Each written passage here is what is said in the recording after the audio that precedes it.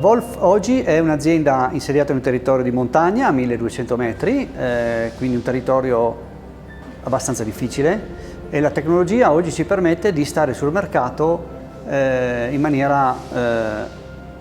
originale e moderna, quindi green,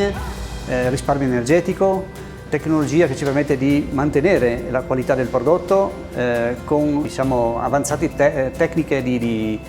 innovative di strumentazioni e anche di elettronica, se vogliamo. Quindi ci ha permesso di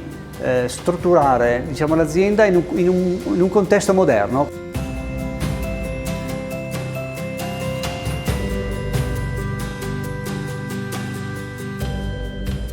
La possibilità di accedere a questi finanziamenti europei del Port Fairs ci ha permesso di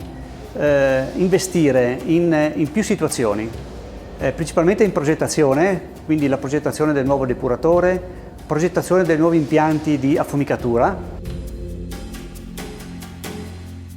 Abbiamo creato una nuova linea di salatura che ci ha permesso di ottimizzare al meglio sia per quanto riguarda la fase ottimizzazione produttiva che di qualità del prodotto, in questo caso specifico dello spec,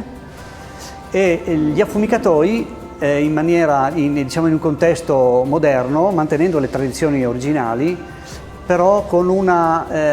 particolare attenzione all'aspetto energetico, quindi un'innovazione un po' particolare che, vista la nostra peculiarità di territorio, ci ha permesso di